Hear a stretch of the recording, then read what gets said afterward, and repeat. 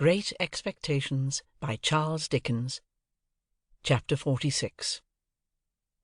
8 o'clock had struck before I got into the air that was scented, not disagreeably, by the chips and shavings of the long-shore boat-builders, and mast-oar and block-makers. All that water-side region of the upper and lower Pool below Bridge was unknown ground to me, and when I struck down by the river, I found that the spot I wanted was not where I had supposed it to be, and was anything but easy to find. It was called Mill Pond Bank, Chinks's Basin, and I had no other guide to Chinks's Basin than the old green copper rope-walk. It matters not what stranded ships repairing in dry docks I lost myself among, what old hulls of ships in course of being knocked to pieces, what ooze and slime and other dregs of tide, what yards of shipbuilders and shipbreakers, what rusty anchors blindly biting into the ground, though for years off duty, what mountainous country of accumulated casks and timber, how many rope-walks that were not the old green copper. After several times falling short of my destination, and as often overshooting it, I came unexpectedly round a corner upon Mill Pond Bank. It was a fresh kind of place, all circumstances considered, where the wind from the river had room to turn itself round, and there were 2 or 3 trees in it, and there was the stump of a ruined windmill, and there was the old green copper rope-walk, whose long and narrow vista I could trace in the moonlight along a series of wooden frames set in the ground, that looked like superannuated haymaking rakes which had grown old and lost most of their teeth. Selecting from the few queer houses upon Mill Pond Bank, a house with a wooden front and 3 stories of bow-window, not bay-window, which is another thing, I looked at the plate upon the door, and read there, Mrs. Whimple. That being the name I wanted, I knocked, and an elderly woman of a pleasant and thriving appearance responded. She was immediately deposed, however, by Herbert, who silently led me into the parlour and shut the door.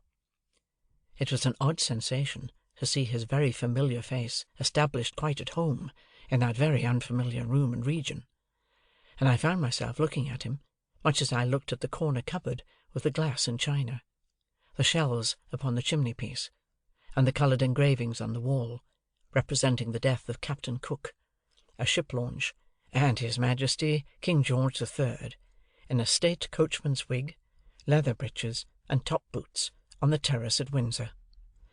"All is well, Handel," said Herbert, "and he is quite satisfied, though eager to see you. My dear girl is with her father, and if you'll wait till she comes down, I'll make you known to her, and then we'll go upstairs. That's her father." I had become aware of an alarming growling overhead, and had probably expressed the fact in my countenance. "I'm afraid he is a sad old rascal," said Herbert, smiling, "but I have never seen him. Don't you smell rum? He's always at it." "At rum?" said I. "Yes," returned Herbert, "and you may suppose how mild it makes his gout. He persists, too, in keeping all the provisions upstairs in his room, and serving them out. He keeps them on shelves over his head, and will weigh them all. His room must be like a chandler's shop." While he thus spoke, the growling noise became a prolonged roar, and then died away. "What else can be the consequence?" said Herbert, in explanation, "if he will cut the cheese? A man with the gout in his right hand and everywhere else can't expect to get through a double Gloucester without hurting himself." He seemed to have hurt himself very much, for he gave another furious roar. "To have Provis for an upper lodger is quite a godsend to Mrs. Whimple," said Herbert, "for of course people in general won't stand that noise. A curious place, Handel, isn't it?" It was a curious place indeed, but remarkably well kept and clean. "Mrs. Whimple," said Herbert, when I told him so, "is the best of housewives, and I really do not know what my Clara would do without her motherly help. For Clara has no mother of her own, Handel, and no relation in the world but old Gruffingrim." "Surely that's not his name, Herbert?" "No, no," said Herbert. "That's my name for him. His name is Mr. Barley. But what a blessing it is for the son of my father and mother to love a girl who has no relations, and who can never bother herself or anybody else about her family." Herbert had told me on former occasions, and now reminded me, that he first knew Miss Clara Barley when she was completing her education at an establishment at Hammersmith, and that on her being recalled home to nurse her father, he and she had confided their affection to the motherly Mrs. Whimple, by whom it had been fostered and regulated with equal kindness and discretion ever since. It was understood that nothing of a tender nature could possibly be confided to old Barley, by reason of his being totally unequal to the consideration of any subject more psychological than gout, rum, and purser's stores. As we were thus conversing in a low tone, while old Barley's sustained growl vibrated in the beam that crossed the ceiling, the room door opened, and a very pretty, slight, dark-eyed girl of 20 or so came in with a basket in her hand, whom Herbert tenderly relieved of the basket, and presented, blushing, as Clara. She really was a most charming girl, and might have passed for a captive fairy, whom that truculent ogre, old Barley, had pressed into his service. "Look here," said Herbert, showing me the basket, with a compassionate and tender smile, after we had talked a little. "Here's poor Clara's supper, served out every night. Here's her allowance of bread, and here's her slice of cheese, and here's her rum, which I drink. This is Mr. Barley's breakfast for to-morrow, served out to be cooked. 2 mutton chops, 3 potatoes, some split peas, a little flour, 2 ounces of butter, a pinch of salt, and all this black pepper. It's stewed up together and taken hot, and it's a nice thing for the gout, I should think." There was something so natural and winning in Clara's resigned way of looking at these stores in detail, as Herbert pointed them out, and something so confiding, loving, and innocent in her modest manner of yielding herself to Herbert's embracing arm, and something so gentle in her, so much needing protection on Mill Pond Bank, by Chinks's Basin, and the old green copper rope walk, with old Barley growling in the beam, that I would not have undone the engagement between her and Herbert, for all the money in the pocket-book I had never opened. I was looking at her with pleasure and admiration, when suddenly the growl swelled into a roar again, and a frightful bumping noise was heard above, as if a giant with a wooden leg were trying to bore it through the ceiling to come to us. Upon this, Clara said to Herbert, "Papa wants me, darling," and ran away. "There is an unconscionable old shark for you," said Herbert. "What do you suppose he wants now, Handel?" "I don't know," said I. "Something to drink?" "That's it," cried Herbert, as if I had made a guess of extraordinary merit. "He keeps his grog ready mixed in a little tub on the table. Wait a moment, and you'll hear Clara lift him up to take some. There he goes." Another roar, with a prolonged shake at the end. "Now," said Herbert, as it was succeeded by silence, "he's drinking." "Now," said Herbert, as the growl resounded in the beam once more, "he's down again on his back." Clara returned soon afterwards, and Herbert accompanied me upstairs to see our charge. As we passed Mr. Barley's door, he was heard hoarsely muttering within, in a strain that rose and fell like wind, the following refrain, in which I substitute good wishes for something quite the reverse. "Ahoy, bless your eyes, here's old Bill Barley, here's old Bill Barley, bless your eyes. Here's old Bill Barley on the flat of his back, by the Lord, lying on the flat of his back like a drifting old dead flounder. Here's your old Bill Barley, bless your eyes, ahoy, bless you." In this strain of consolation, Herbert informed me the invisible Barley would commune with himself by the day and night together, often while it was light, having at the same time one eye at a telescope which was fitted on his bed for the convenience of sweeping the river. In his 2 cabin rooms at the top of the house, which were fresh and airy, and in which Mr. Barley was less audible than below, I found Provis comfortably settled. He expressed no alarm, and seemed to feel none that was worth mentioning, but it struck me that he was softened, indefinably, for I could not have said how, and could never afterwards recall how when I tried, but certainly. The opportunity that the day's rest had given me for reflection had resulted in my fully determining to say nothing to him respecting Compeyson. For anything I knew, his animosity towards the man might otherwise lead to his seeking him out, and rushing on his own destruction. Therefore, when Herbert and I sat down with him by his fire, I asked him first of all whether he relied on Wemmick's judgment and sources of information. "Aye, aye, dear boy," he answered with a grave nod. "Jaggers knows." "Then I have talked with Wemmick," said I, "and have come to tell you what caution he gave me, and what advice." This I did accurately, with the reservation just mentioned, and I told him how Wemmick had heard, in Newgate Prison, whether from officers or prisoners I could not say, that he was under some suspicion, and that my chambers had been watched. How Wemmick had recommended his keeping close for a time, and my keeping away from him, and what Wemmick had said about getting him abroad. I added that of course, when the time came, I should go with him, or should follow close upon him, as might be safest in Wemmick's judgment. What was to follow that, I did not touch upon. Neither, indeed, was I at all clear or comfortable about it in my own mind, now that I saw him in that softer condition, and in declared peril for my sake. As to altering my way of living, by enlarging my expenses, I put it to him, whether in our present unsettled and difficult circumstances it would not be simply ridiculous, if it were no worse. He could not deny this, and indeed was very reasonable throughout. His coming back was a venture, he said, and he had always known it to be a venture. He would do nothing to make it a desperate venture, and he had very little fear of his safety with such good help. Herbert, who had been looking at the fire and pondering, here said that something had come into his thoughts arising out of Wemmick's suggestion, which it might be worth while to pursue.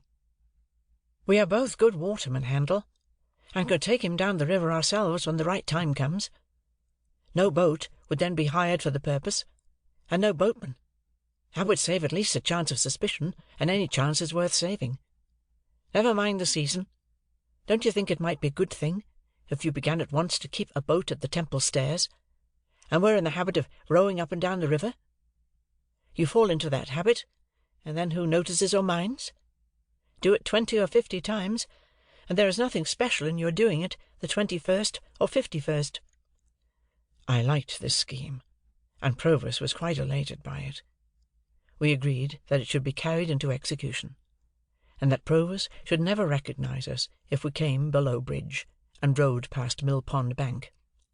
But we further agreed that he should pull down the blind in that part of his window which gave upon the east whenever he saw us, and all was right. Our conference being now ended, and everything arranged, I rose to go, remarking to Herbert that he and I had better not go home together, and that I would take half an hour's start of him. "I don't like to leave you here," I said to Provis, "though I cannot doubt your being safer here than near me. Good-bye." "Dear boy," he answered, clasping my hands, "I don't know when we may meet again, and I don't like good-bye. Say good-night." "Good night. Herbert will go regularly between us, and when the time comes you may be certain I shall be ready. Good night. Good night." We thought it best that he should stay in his own rooms, and we left him on the landing outside his door, holding a light over the stair-rail to light us downstairs. Looking back at him, I thought of the first night of his return, when our positions were reversed, and when I little supposed my heart could ever be as heavy and anxious at parting from him as it was now. Old Barley was growling and swearing when we repassed his door, with no appearance of having ceased or of meaning to cease. When we got to the foot of the stairs, I asked Herbert whether he had preserved the name of Provis. He replied, certainly not, and that the lodger was Mr. Campbell. He also explained that the utmost known of Mr. Campbell there was that he, Herbert, had Mr. Campbell consigned to him, and felt a strong personal interest in his being well cared for, and living a secluded life. So, when we went into the parlour, where Mrs. Whimple and Clara were seated at work, I said nothing of my own interest in Mr. Campbell, but kept it to myself. When I had taken leave of the pretty, gentle, dark-eyed girl, and of the motherly woman who had not outlived her honest sympathy with the little affair of true love, I felt as if the old green copper rope-walk had grown quite a different place. Old Barley might be as old as the hills, and might swear like a whole field of troopers, but there were redeeming youth and trust and hope enough in Chink's basin to fill it to overflowing. And then I thought of Estella, and of our parting, and went home very sadly. All things were as quiet in the Temple as ever I had seen them. The windows of the rooms on that side, lately occupied by Provis, were dark and still, and there was no lounger in Garden Court. I walked past the fountain twice or thrice, before I descended the steps that were between me and my rooms, but I was quite alone.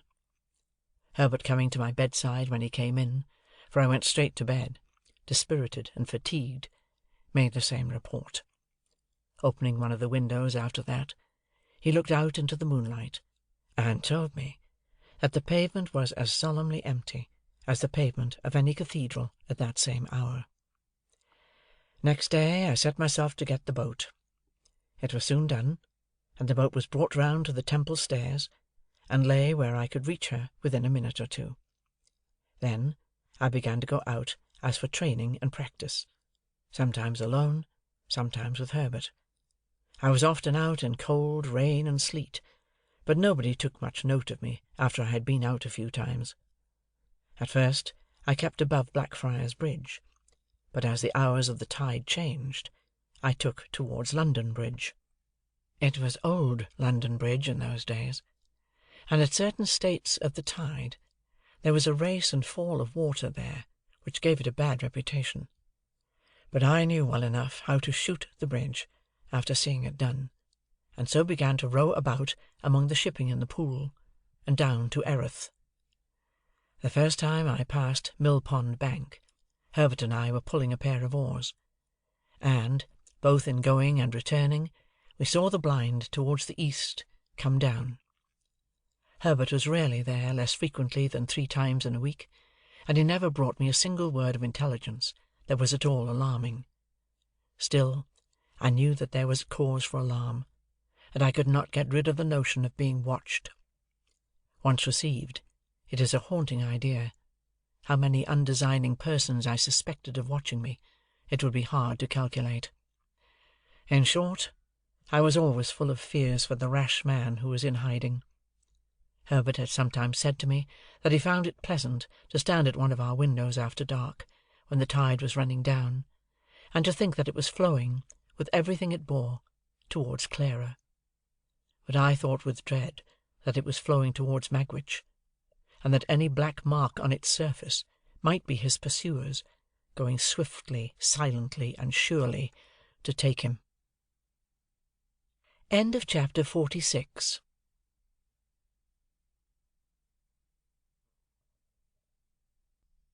Chapter 47. Some weeks passed without bringing any change. We waited for Wemmick, and he made no sign. If I had never known him out of Little Britain, and had never enjoyed the privilege of being on a familiar footing at the castle, I might have doubted him. Not so for a moment, knowing him as I did. My worldly affairs began to wear a gloomy appearance, and I was pressed for money by more than one creditor. Even I myself began to know the want of money, I mean of ready money in my own pocket, and to relieve it by converting some easily spared articles of jewellery into cash. But I had quite determined that it would be a heartless fraud to take more money from my patron in the existing state of my uncertain thoughts and plans. Therefore, I had sent him the unopened pocket-book by Herbert, to hold in his own keeping, and I felt a kind of satisfaction.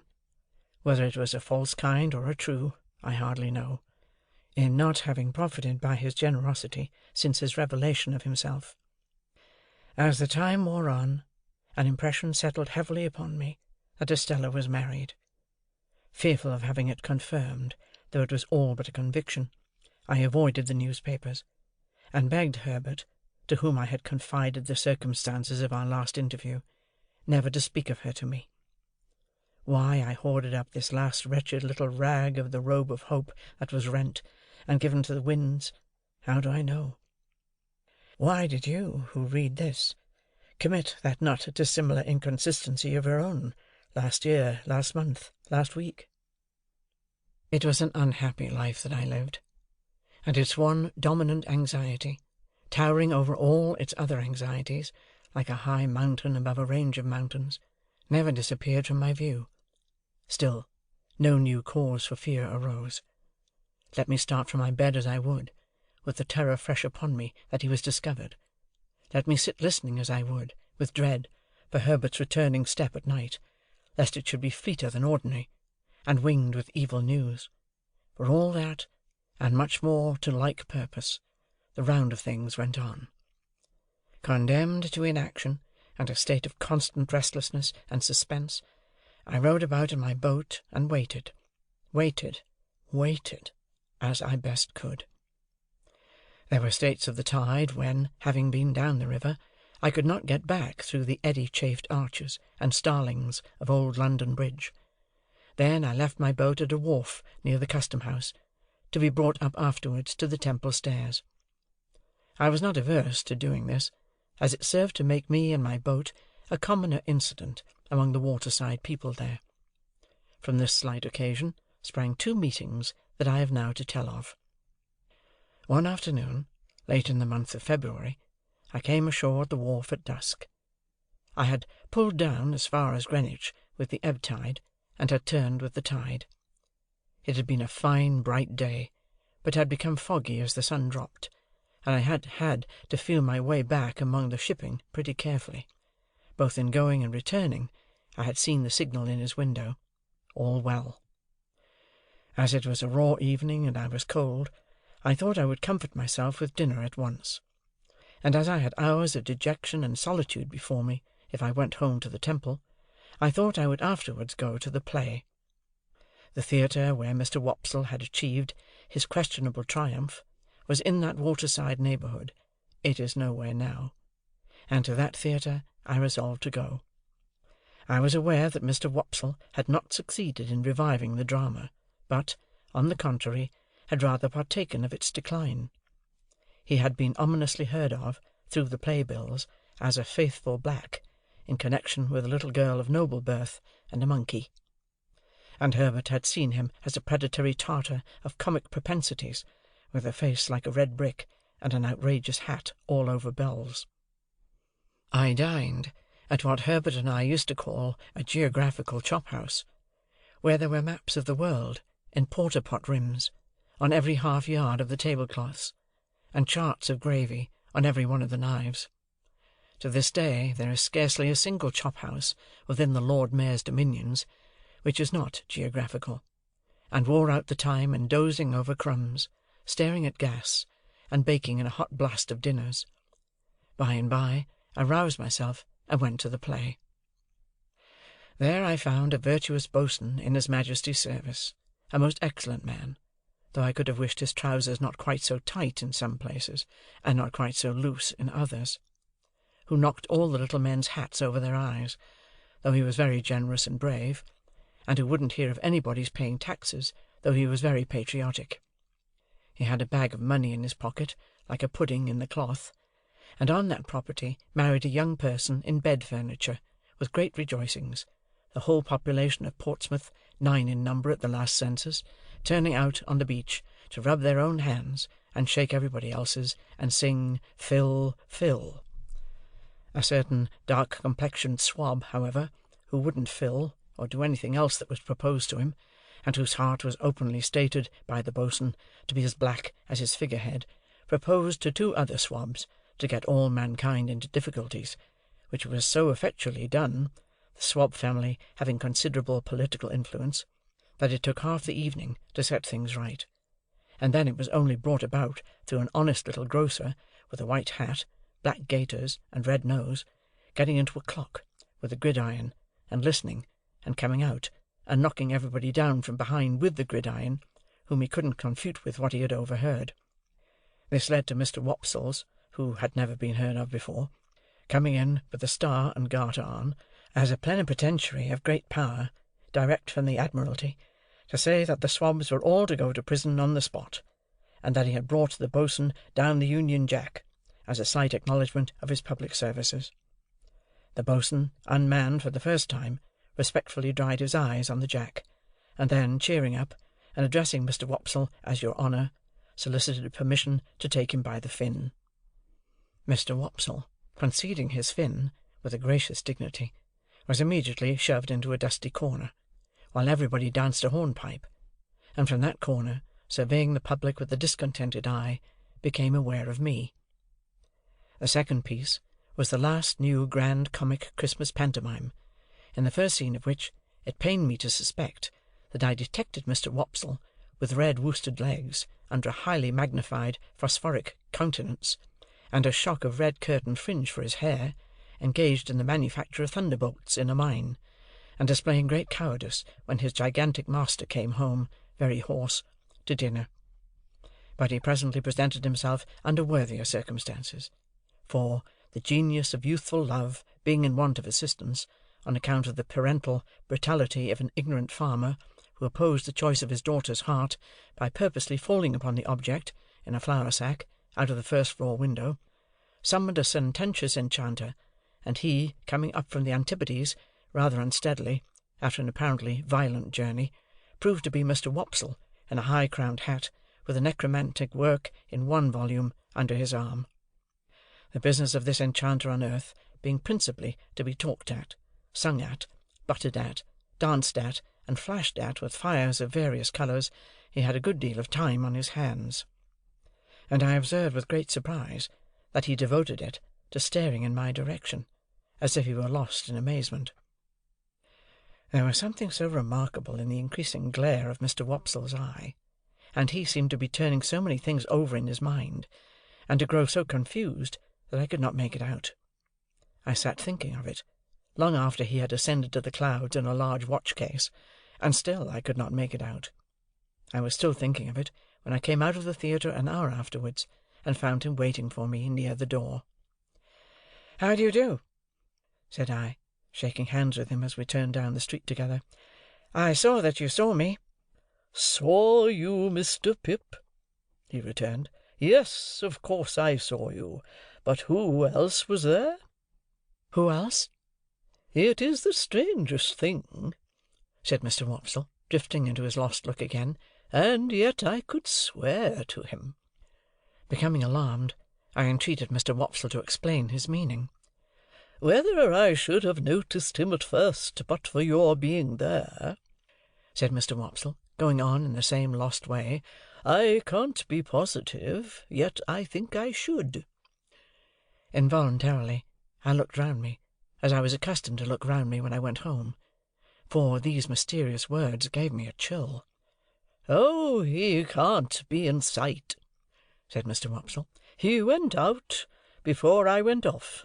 I saw him go."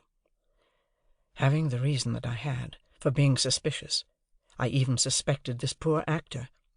I mistrusted a design to entrap me into some admission. Therefore, I glanced at him as we walked on together, but said nothing. "I had a ridiculous fancy that he must be with you, Mr. Pip, till I saw that you were quite unconscious of him sitting behind you there, like a ghost."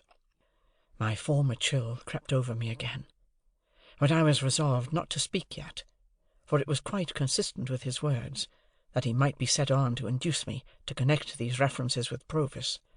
Of course, I was perfectly sure and safe that Provis had not been there. "I dare say you wonder at me, Mr. Pip. Indeed, I see you do. But it is so very strange. You'll hardly believe what I am going to tell you. I could hardly believe it myself, if you told me." "Indeed?" said I. "No, indeed, Mr. Pip. You remember in old times a certain Christmas day, when you were quite a child, and I dined at Gargery's, and some soldiers came to the door to get a pair of handcuffs mended?" "I remember it very well."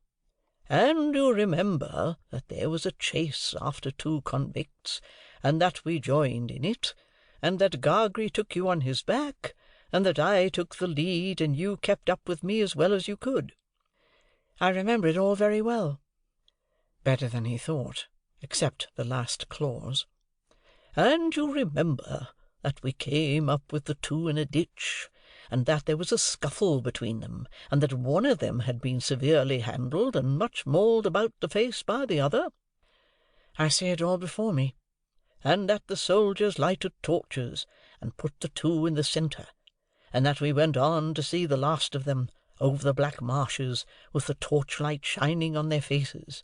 I am particular about that, with the torchlight shining on their faces, when there was an outer ring of dark night all about us?"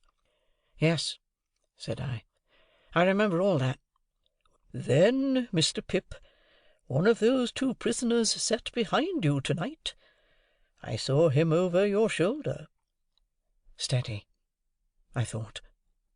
I asked him then, "Which of the 2 do you suppose you saw?"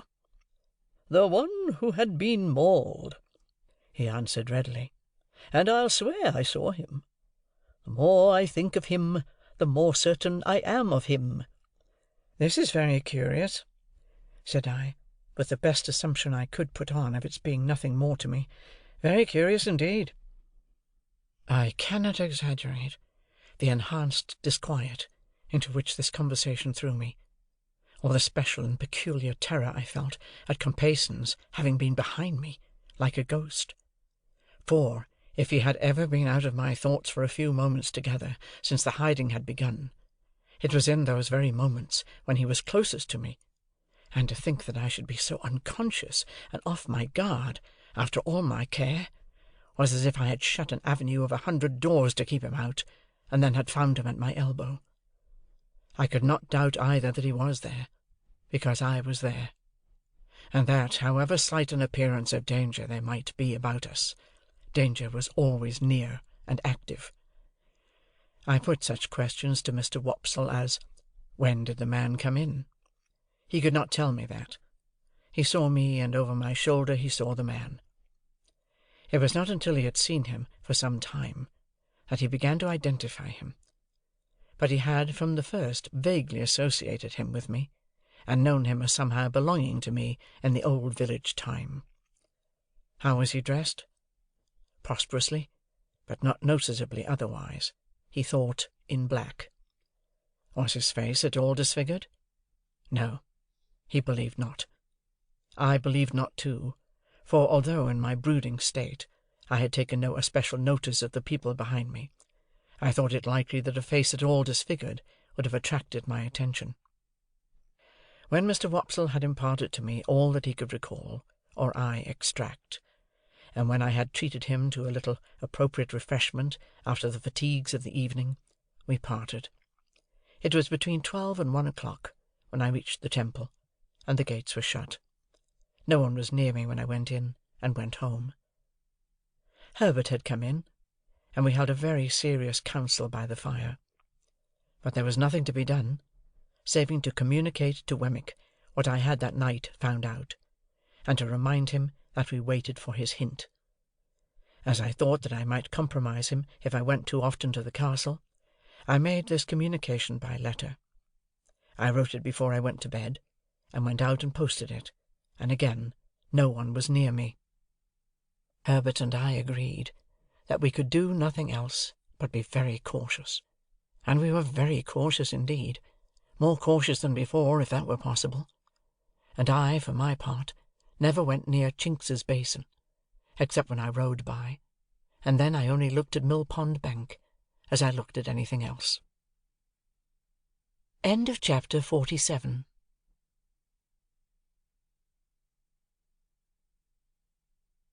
Chapter 48. The second of the 2 meetings referred to in the last chapter occurred about a week after the first. I had again left my boat at the wharf below bridge.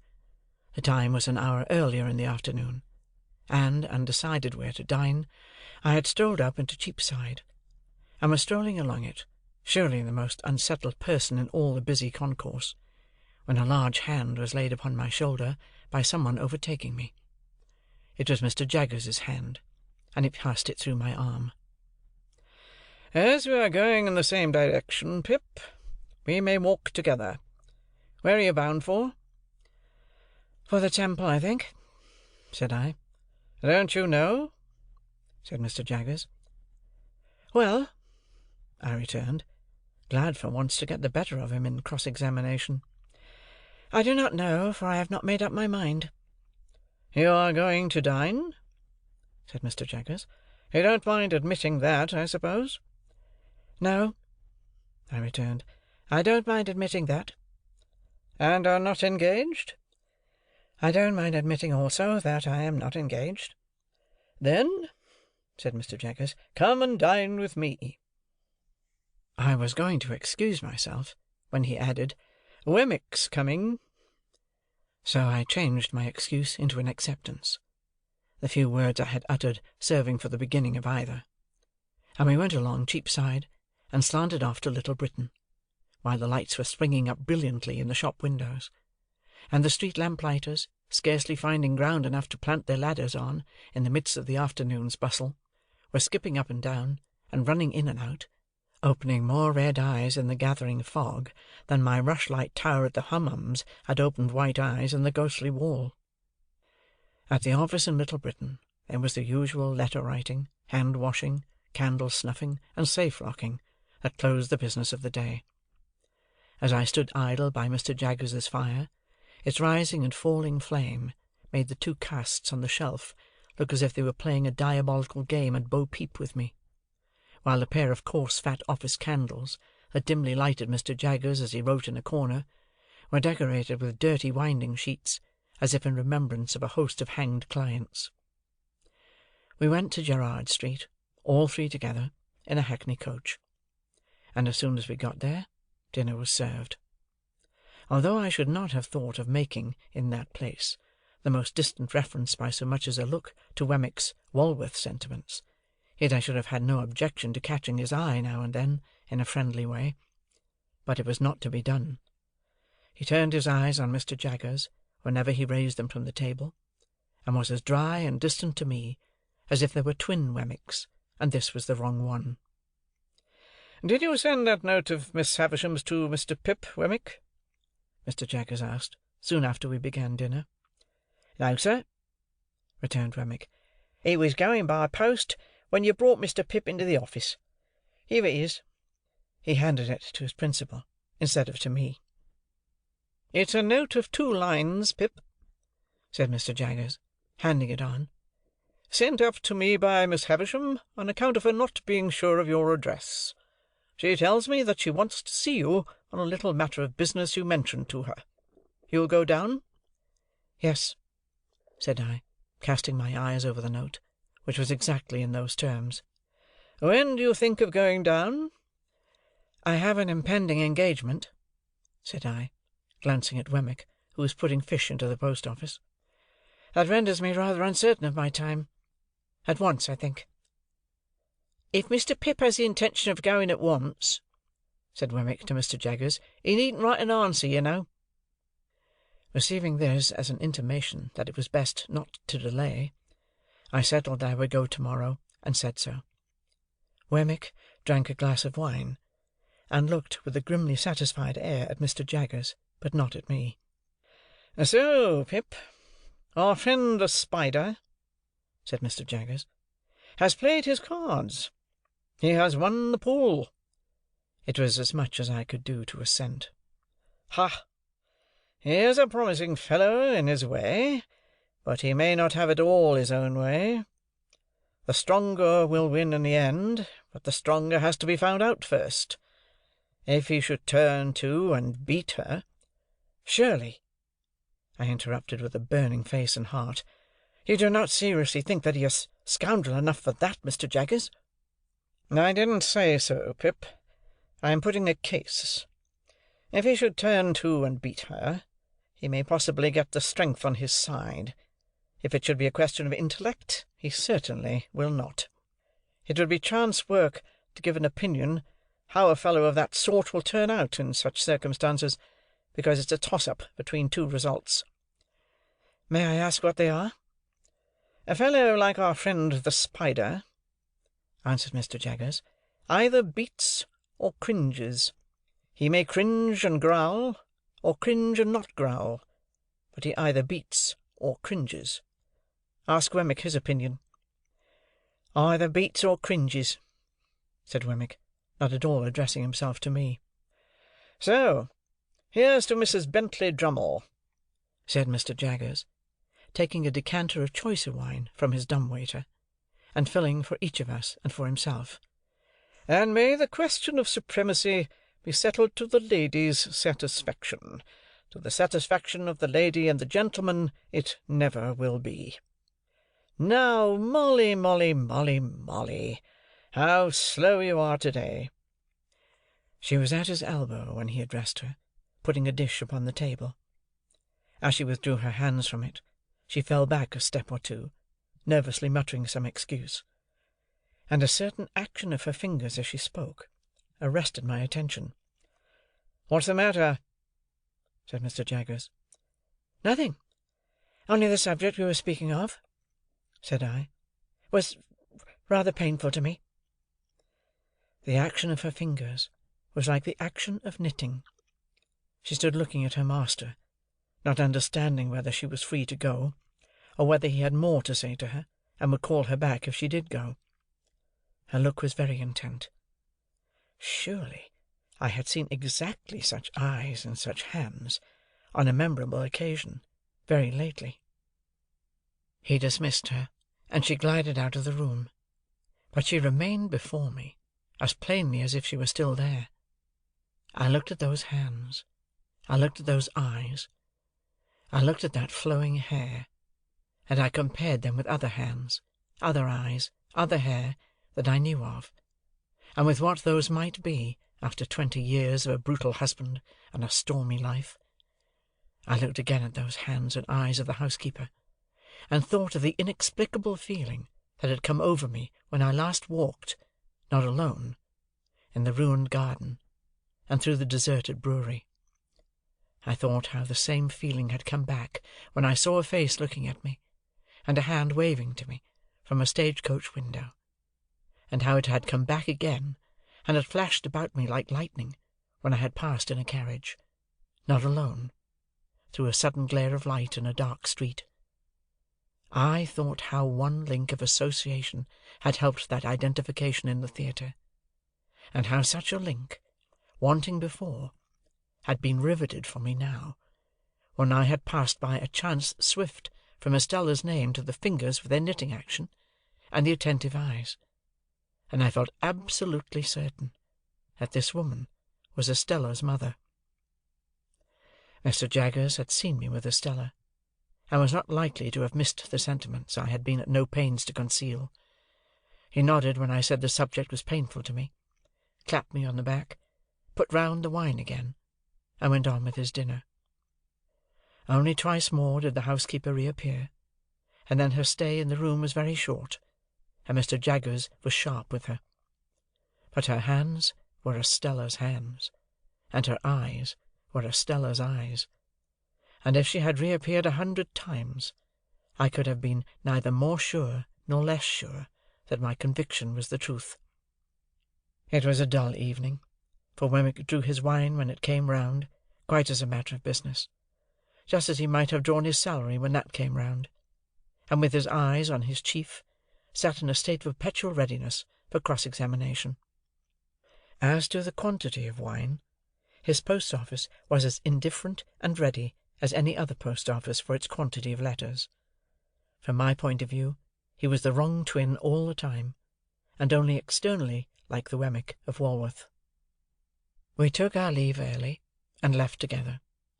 Even when we were groping among Mr. Jaggers's stock of boots for our hats, I felt that the right twin was on his way back, and we had not gone 6 yards down Gerrard Street in the Walworth direction before I found that I was walking arm in arm with the right twin, and that the wrong twin had evaporated into the evening air. "Well," said Wemmick, "that's over.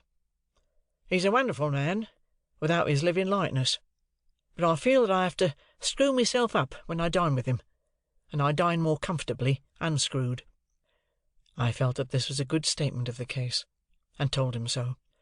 "Wouldn't say it to anybody but yourself," he answered. "I know that what is said between you and me goes no further." I asked him if he had ever seen Miss Havisham's adopted daughter, Mrs. Bentley Drummle. He said no. To avoid being too abrupt, I then spoke of the aged and of Miss Skiffins. He looked rather sly when I mentioned Miss Skiffins, and stopped in the street to blow his nose, with a roll of the head and a flourish not quite free from latent boastfulness. "Wemmick," said I, "do you remember telling me, before I first went to Mr. Jaggers's private house, to notice that housekeeper?" "Did I?" he replied. "Ah, I dare say I did. Deuce take me," he added suddenly, "I know I did. I find I'm not quite unscrewed yet." "A wild beast tamed, you called her. And what do you call her?" "The same. How did Mr. Jaggers tame her, Wemmick?" "That's his secret. She's been with him many a long year." "I wish you would tell me her story. I feel a particular interest in being acquainted with it. You know that what is said between you and me goes no further." "Well," Wemmick replied, "I don't know her story. That is, I don't know all of it. But what I do know, I'll tell you. We are in our private and personal capacities, of course." "Of course." "A score or so of years ago, that woman was tried at the Old Bailey for murder, and was acquitted. She was a very handsome young woman, and I believe had some gipsy blood in her. Anyhow, it was hot enough when it was up, as you may suppose." "But she was acquitted?" "Mr. Jaggers was for her," pursued Wemmick, with a look full of meaning, "and worked the case in a way quite astonishing. It was a desperate case, and it was comparatively early days with him then, and he worked it to general admiration. In fact, it may almost be said to have made him. He worked it himself at the police office, day after day, for many days, contending against even a committal; and at the trial, where he couldn't work it himself, sat under counsel, and, every one knew, put in all the salt and the pepper. The murdered person was a woman a good 10 years older, very much larger, and very much stronger. It was a case of jealousy. They both led tramping lives; and this woman, in Gerrard Street here, had been married very young, over the broomstick, as we say, to a tramping man, and was a perfect fury in point of jealousy. The murdered woman, more a match for the man, certainly, in point of years, was found dead in a barn near Hounslow Heath. There had been a violent struggle, perhaps a fight. She was bruised and scratched and torn, and had been held by the throat at last and choked. Now, there was no reasonable evidence to implicate any person but this woman, and, on the improbabilities of her having been able to do it, Mr. Jaggers principally rested his case. You may be sure," said Wemmick, touching me on the sleeve, "that he never dwelt upon the strength of her hands then, though he sometimes does now." I had told Wemmick of his showing us her wrists that day of the dinner party. "Well, sir," Wemmick went on, "it happened, don't you see, that this woman was so very artfully dressed from the time of her apprehension, that she looked much slighter than she really was. In particular, her sleeves are always remembered to have been so skilfully contrived that her arms had quite a delicate look. She had only a bruise or two about her, nothing for a tramp, but the backs of her hands were lacerated, and the question was it with finger-nails? Now, Mr. Jaggers showed that she had struggled through a great lot of brambles, which were not as high as her face, but which she could not have got through and kept her hands out of, and bits of those brambles were actually found in her skin, and put in evidence, as well as the fact that the brambles in question were found on examination to have been broken through, and to have little shreds of her dress and little spots of blood upon them here and there. But the boldest point he made was this: it was attempted to be set up in proof of her jealousy that she was under strong suspicion of having, at about the time of the murder, frantically destroyed her child by this man, some 3 years old, to revenge herself upon him. Mr. Jaggers worked that in this way. We say these are not marks of finger-nails, but marks of brambles, and we show you the brambles. You say they are marks of finger-nails, and you set up the hypothesis that she destroyed her child. You must accept all consequences of that hypothesis. For anything we know, she may have destroyed her child, and the child in clinging to her may have scratched her hands. What then? You are not trying her for the murder of her child. Why don't you? As to this case, if you will have scratches, we say that, for anything we know, you may have accounted for them, assuming for the sake of argument that you have not invented them. To sum up, sir, said Wemmick, Mr. Jaggers was altogether too many for the jury, and they gave in. Has she been in his service ever since? Yes, but not only that, said Wemmick. She went into his service immediately after her acquittal, tamed as she is now. She has since been taught one thing and another in the way of her duties, but she was tamed from the beginning. Do you remember the sex of the child? Said to have been a girl. You have nothing more to say to me tonight? Nothing. I got your letter and destroyed it. Nothing. We exchanged a cordial good night, and I went home with new matter for my thoughts, though with no relief from the old. End of Chapter 48.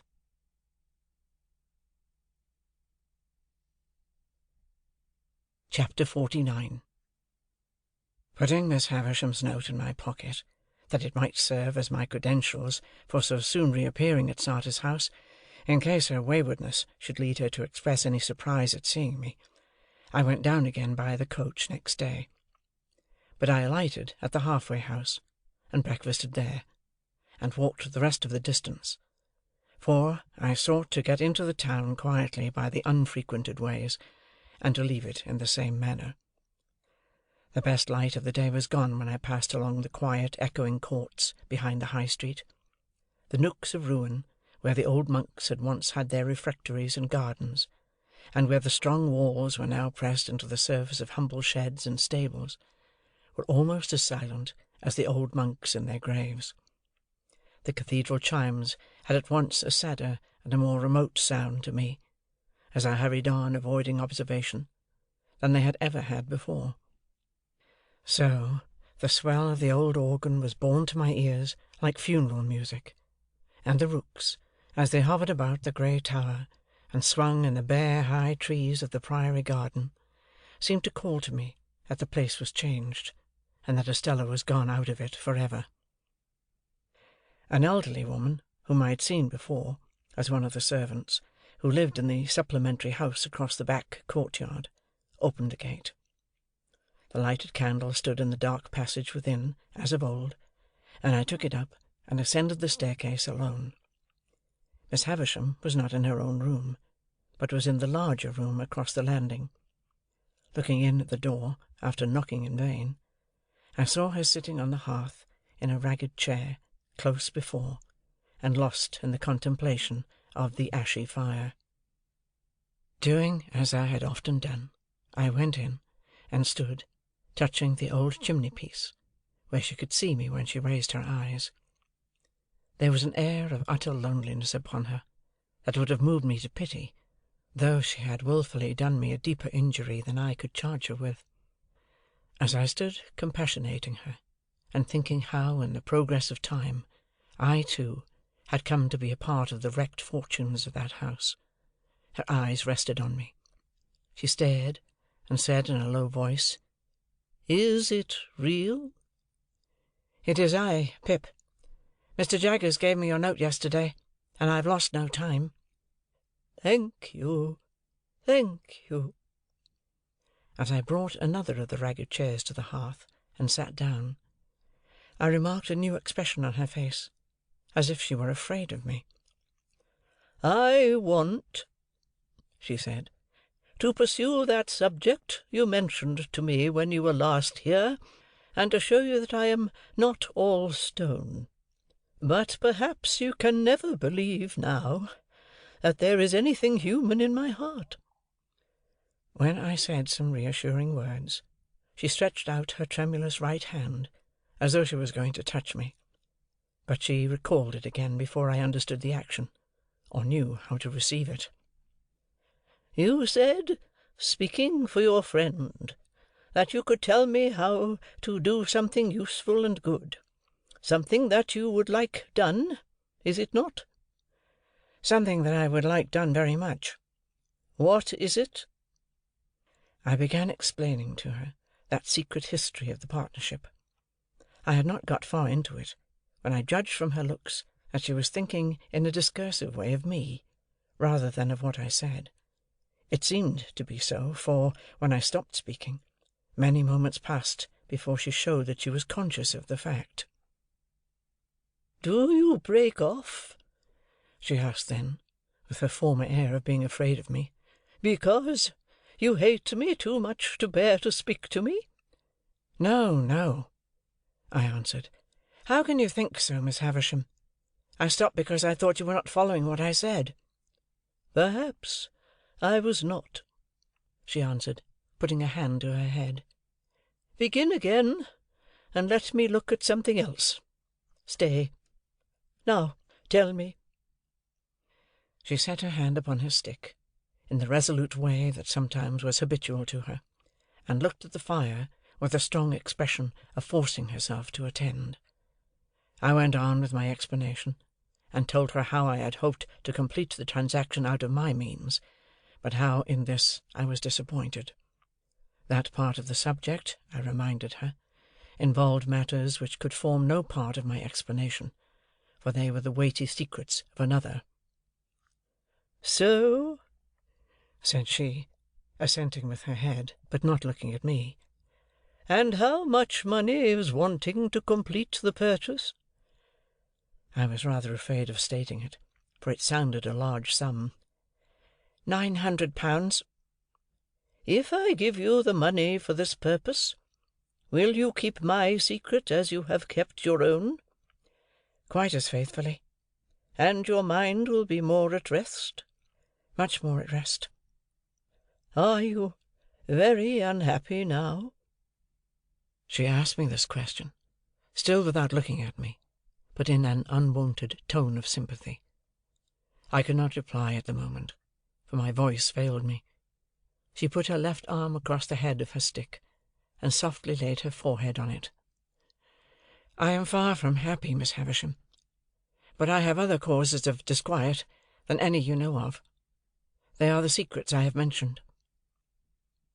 After a little while, she raised her head and looked at the fire again. "It is noble in you to tell me that you have other causes of unhappiness. Is it true?" "Too true."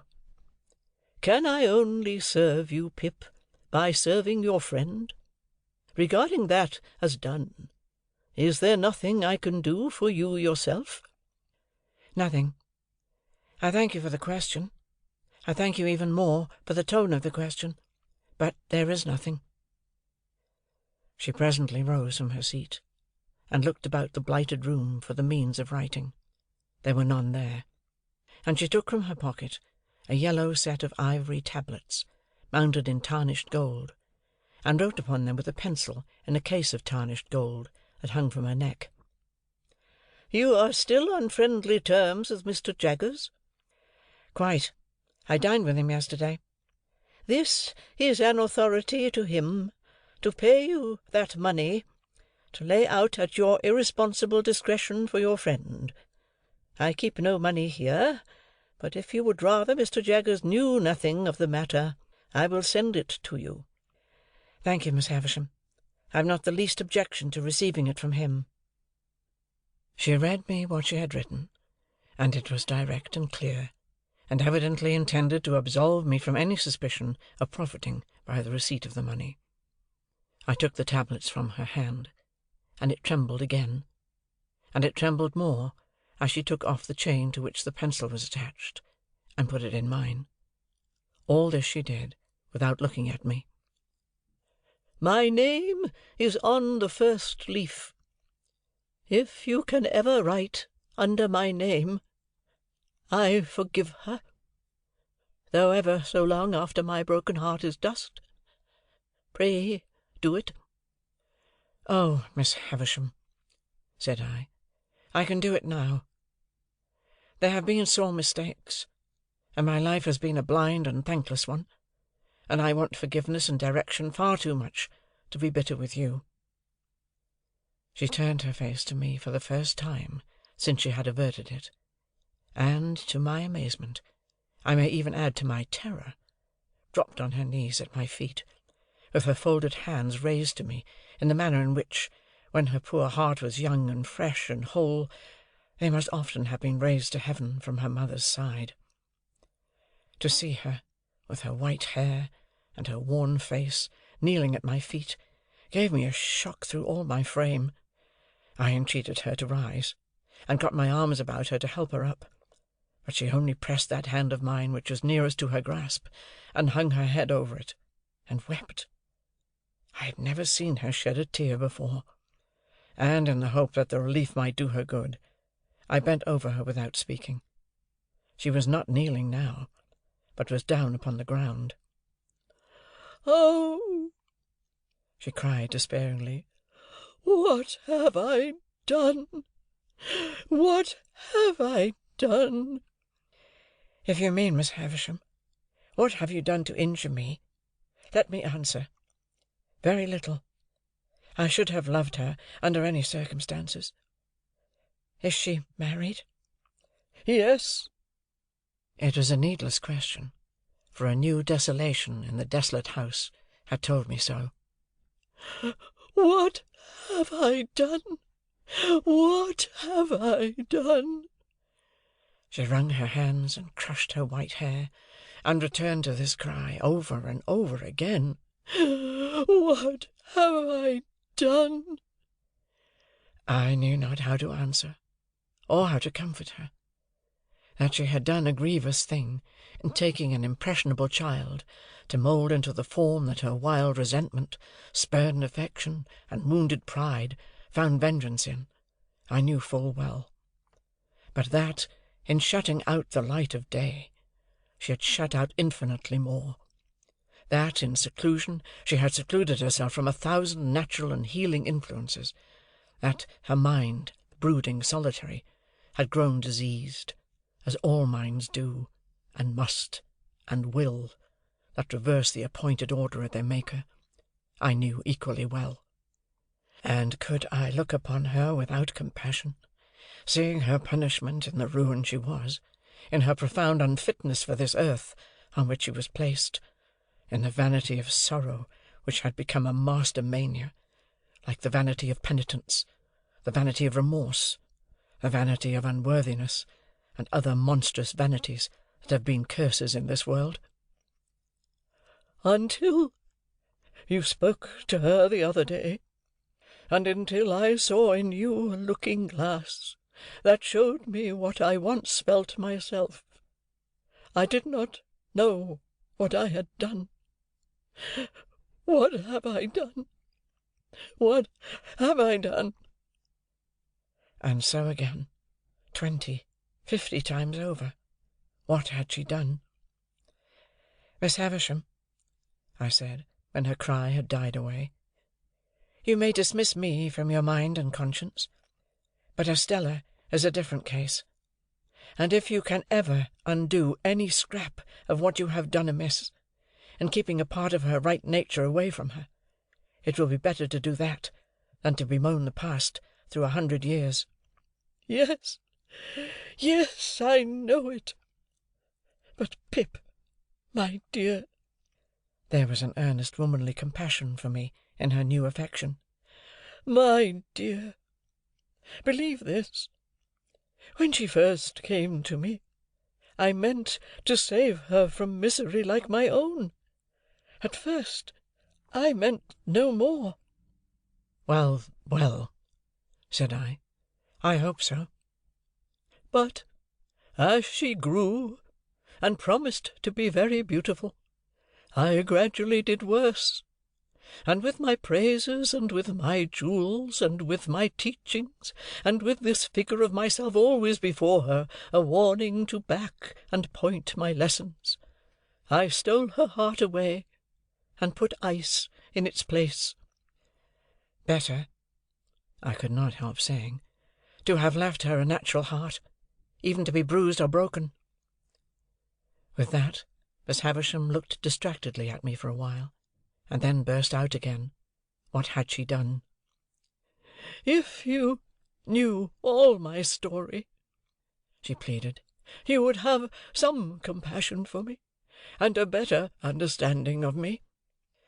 "Miss Havisham," I answered, as delicately as I could, "I believe I may say that I do know your story, and have known it ever since I first left this neighbourhood. It has inspired me with great commiseration, and I hope I understand it and its influences. Does what has passed between us give me any excuse for asking you a question relative to Estella? Not as she is, but as she was when she first came here?" She was seated on the ground, with her arms on the ragged chair, and her head leaning on them.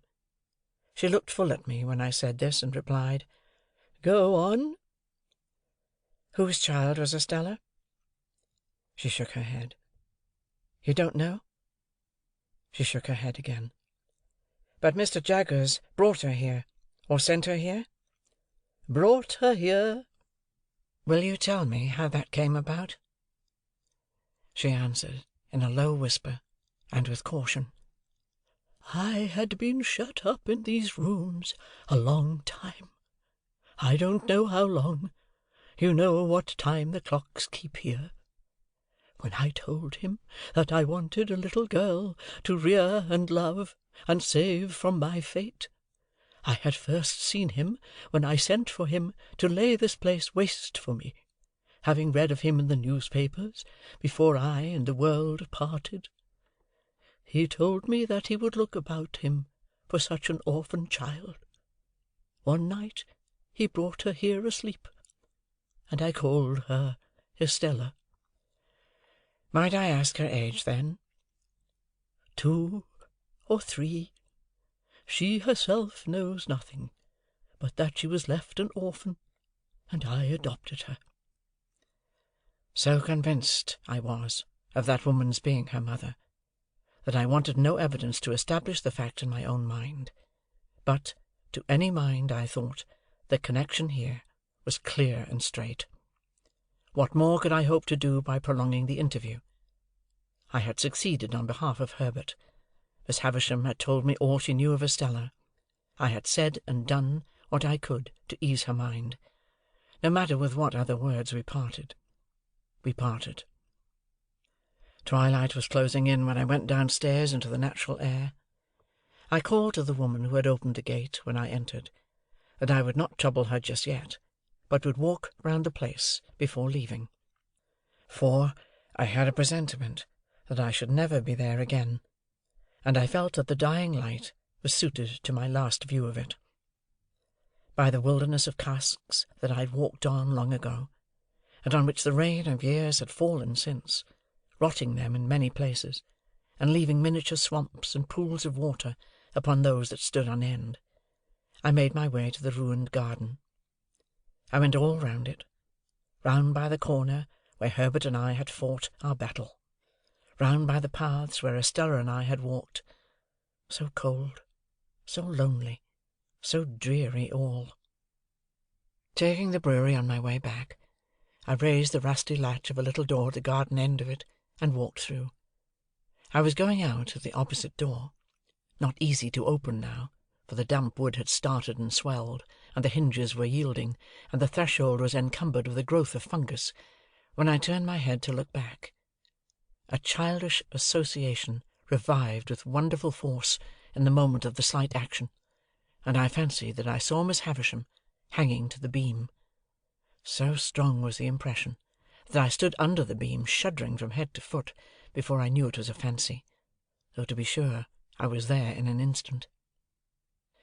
The mournfulness of the place and time, and the great terror of this illusion, though it was but momentary, caused me to feel an indescribable awe as I came out between the open wooden gates, where I had once wrung my hair after Estella had wrung my heart. Passing on into the front courtyard, I hesitated whether to call the woman to let me out at the locked gate, of which she had the key, or first to go upstairs and assure myself that Miss Havisham was as safe and well as I had left her. I took the latter course, and went up. I looked into the room where I had left her, and I saw her seated in the ragged chair upon the hearth close to the fire, with her back towards me. In the moment when I was withdrawing my head to go quietly away, I saw a great flaming light spring up. In the same moment I saw her running at me, shrieking, with a whirl of fire blazing all about her, and soaring at least as many feet above her head as she was high. I had a double-caped great-coat on, and over my arm another thick coat. Then I got them off, closed with her, threw her down, and got them over her. That I dragged the great cloth from the table for the same purpose, and with it dragged down the heap of rottenness in the midst, and all the ugly things that sheltered there. That we were on the ground struggling like desperate enemies, and that the closer I covered her, the more wildly she shrieked and tried to free herself. That this occurred, I knew through the result, but not through anything I felt, or thought, or knew I did. I knew nothing, until I knew that we were on the floor by the great table, and that patches of tinder yet alight were floating in the smoky air, which a moment ago had been her faded bridal dress. Then I looked round, and saw the disturbed beetles and spiders running away over the floor, and the servants coming in with breathless cries at the door. I still held her forcibly down with all my strength, like a prisoner who might escape, and I doubt if I even knew who she was, or why we had struggled, or that she had been in flames, or that the flames were out, until I saw the patches of tinder that had been her garments, no longer alight, but falling in a black shower around us. She was insensible, and I was afraid to have her moved or even touched. Assistance was sent for, and I held her until it came, as if I unreasonably fancied, I think I did, that if I let her go, the fire would break out again and consume her. When I got up, on the surgeon's coming to her with other aid, I was astonished to see that both my hands were burnt, for I had no knowledge of it through the sense of feeling. On examination, it was pronounced that she had received serious hurts, but that they of themselves were far from hopeless. The danger lay mainly in the nervous shock. By the surgeon's directions, her bed was carried into that room, and laid upon the great table, which happened to be well suited to the dressing of her injuries. When I saw her again, an hour afterwards, she lay indeed where I had seen her strike her stick, and had heard her say that she would lie one day. Though every vestige of her dress was burnt, as they told me, she still had something of her old ghastly bridal appearance, for they had covered her to the throat with white cotton wool, and as she lay with the white sheet loosely overlying that, the phantom air of something that had been and was changed was still upon her. I found, on questioning the servants, that Estella was in Paris, and I got a promise from the surgeon that he would write to her by the next post. Miss Havisham's family I took upon myself, intending to communicate with Mr. Matthew Pocket only, and leave him to do as he liked about informing the rest. This I did next day, through Herbert, as soon as I returned to town. There was a stage, that evening, when she spoke collectedly of what had happened, though with a certain terrible vivacity. Towards midnight, she began to wander in her speech, and after that it gradually set in that she said innumerable times, in a low, solemn voice, "What have I done?"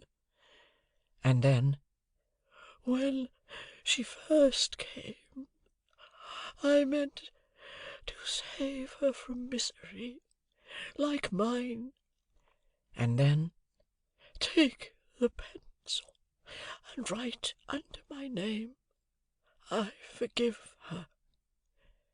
she never changed the order of these 3 sentences, but she sometimes left out a word in one or other of them, never putting in another word, but always leaving a blank, and going on to the next word.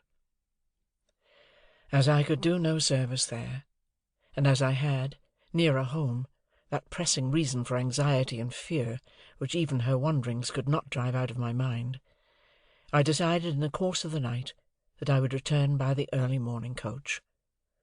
Walking on a mile or so, and being taken up clear of the town.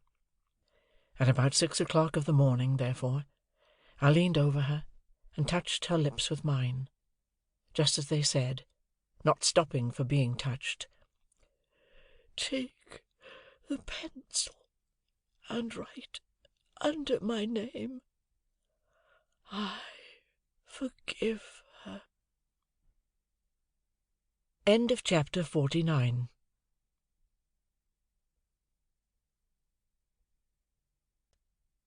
Chapter 50. My hands had been dressed twice or thrice in the night, and again in the morning. My left arm was a good deal burned to the elbow, and, less severely, as high as the shoulder. It was very painful, but the flames had set in that direction, and I felt thankful it was no worse.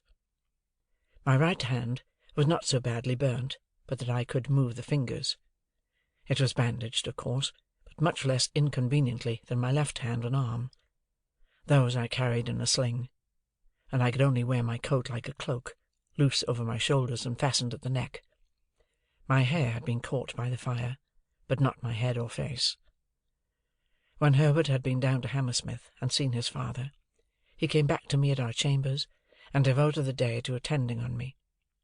He was the kindest of nurses, and at stated times took off the bandages, and steeped them in the cooling liquid that was kept ready, and put them on again, with a patient tenderness that I was deeply grateful for. At first, as I lay quiet on the sofa, I found it painfully difficult, I might say impossible, to get rid of the impression of the glare of the flames, their hurry and noise, and the fierce burning smell. If I dozed for a minute, I was awakened by Miss Havisham's cries, and by her running at me with all that height of fire above her head. This pain of the mind was much harder to strive against than any bodily pain I suffered, and Herbert, seeing that, did his utmost to hold my attention engaged. Neither of us spoke of the boat, but we both thought of it. That was made apparent by our avoidance of the subject, and by our agreeing, without agreement, to make my recovery of the use of my hands a question of so many hours, not of so many weeks. My first question when I saw Herbert had been, of course, whether all was well down the river. As he replied in the affirmative, with perfect confidence and cheerfulness, we did not resume the subject until the day was wearing away. But then, as Herbert changed the bandages, more by the light of the fire than by the outer light, he went back to it spontaneously. "I sat with Provis last night, Handel, 2 good hours." "Where was Clara?" "Dear little thing," said Herbert. "She was up and down with Gruff and Grim all the evening. He was perpetually pegging at the floor the moment she left his sight. I doubt if he can hold out long, though. What with rum and pepper and rum, I should think his pegging must be nearly over." "And then you will be married, Herbert?" "How can I take care of the dear child otherwise? Lay your arm out upon the back of the sofa, my dear boy, and I'll sit down here, and get the bandage off so gradually that you shall not know when it comes. I was speaking of Provis. Do you know, Handel, he improves?" "I said to you I thought he was softened when I last saw him." "So you did, and so he is. He was very communicative last night, and told me more of his life. You remember his breaking off here about some woman that he had had great trouble with. Oh, did I hurt you?" I had started, but not under his touch. His words had given me a start. "I had forgotten that, Herbert, but I remember it now you speak of it." "Well, he went into that part of his life, and a dark a wild part it is. Shall I tell you, or would it worry you just now?" "Tell me, by all means." Every word." Herbert bent forward to look at me more nearly, as if my reply had been rather more hurried or more eager than he could quite account for. "Your head is cool," he said, touching it. "Quite," said I. "Tell me what Provis said, my dear Herbert."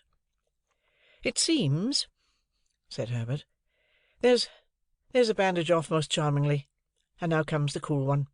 Makes you shrink at first, my poor dear fellow, don't it? But it will be comfortable presently.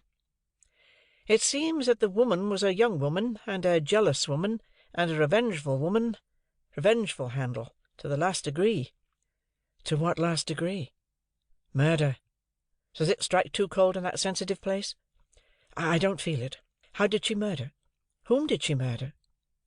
"Why, the deed may not have merited quite so terrible a name," said Herbert, "but she was tried for it, and Mr. Jaggers defended her, and the reputation of that defence first made his name known to Provis. It was another and a stronger woman who was the victim, and there had been a struggle in a barn.